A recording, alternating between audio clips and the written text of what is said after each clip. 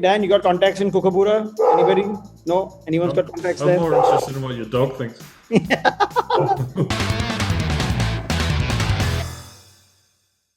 It's time for ESPN Cricket 4 Run Order, and the IPL 2021 is underway. And with its first week, you've already had captains and bowlers say, God, the dew is a problem, especially at the Wankhede Stadium. They go to umpires, ask them to change the ball. Sometimes it happens, sometimes it doesn't.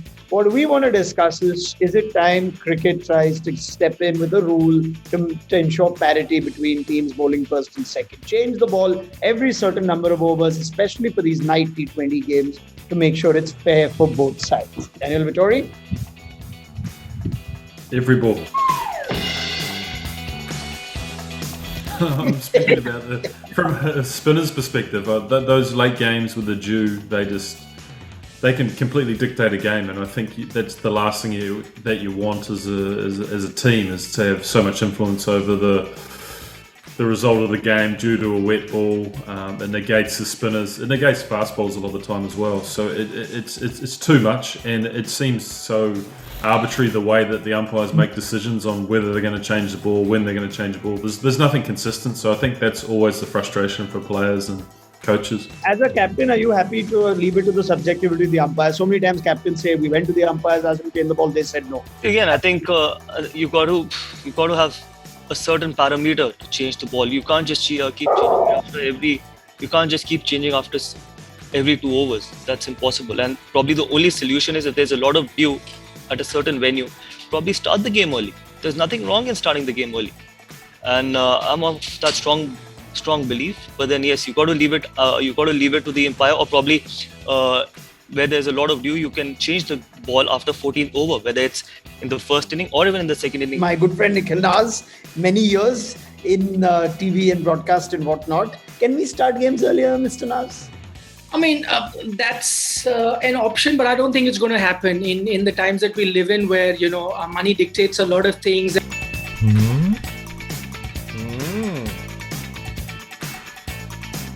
And prime time television slots are very, very essential. We've seen that the broadcasters are already negotiating what is the correct time that they want it started. Even a half hour makes a huge difference. So that's a good suggestion, but I don't think it's going to happen. When the captain feels that the condition isn't good enough for his bowler to even hold the ball, both innings, I'm saying, he has that one option in that 20 overs whenever he decides. You have a like for like sort of a ball. If it's early, you have a bit harder in terms of the ball that you give. If it's much later, you have a similar ball. So that one DRS option, change the ball once, both innings. Okay, so ball changing system, BRS, or whatever you want to call it. But would you take that, Gautam, if you're captain, on your discretion, when you want to change the ball? I don't mind that. It's a fabulous opinion. Honestly, it's a fabulous point that, for example, if I'm the captain and if I'm actually bowling second, and if I feel that I need to change the ball after the 10th over, that obviously there's no help for the spinner, I should have that ability, or probably that decision-making point where I can change it whenever I want, but that should only be once.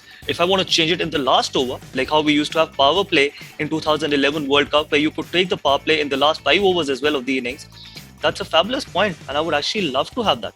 So Gautam likes the point. Dan, if you do give captains that, and the next ball is smashed outside the stadium or it gets lost or something, then what happens?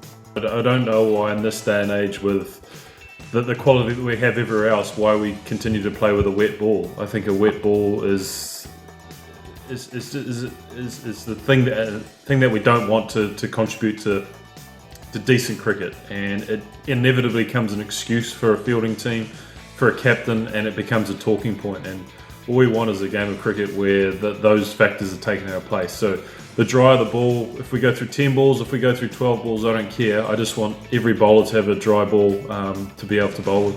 Shresh, what have you got for us? To be honest, the fielding side always has an option, is to bowl a bad ball and hopefully the batsman hits it so far away that the ball needs to be changed.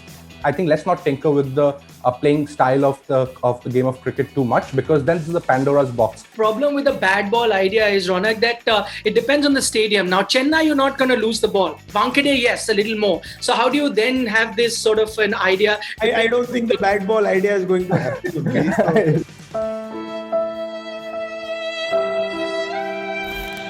I was just pulling people. Bowlers will keep hitting it, and what if it doesn't go? It keeps coming back. Chris Gale hit me for 6 out of the stadium at Eden Park.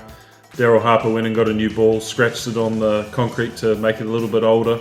And Shane Bond got 7 wickets, reverse swinging it everywhere, and we won the game. So it can work. See, from whatever I have analysed, it looks like only the second innings, this is more of a problem, not the first innings, right? Most ground. So the toss becomes very important. Maybe I allow my captains to choose the teams after the toss, because there's a big advantage for chasing.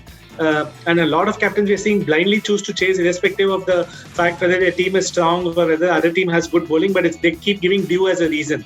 And out of 10 matches, you end up winning 8 and you're losing 2. Gaurav's firstly stolen my thunder. I had that similar idea, but I'm just going to add on to what he said about the toss. I think what you could really do is the captain that wins the toss, obviously because they're going to be due, so he's going to be batting, he's going to be ensuring that he doesn't bowl second. I'm saying the other captain who loses the toss, let him pick his 11 after the toss is done. The one who wins the toss decides whether he wants to bat first or bowl second. The other one gets this option of then picking his 11. Dan, do you like any of it? Just change the ball. Change the ball. Yeah, absolutely. If you change the ball, then players will stop talking about it. At the moment, it's used as an excuse. It's used as a talking point, and you see how players can have, I suppose, a little bit of acting around it as well.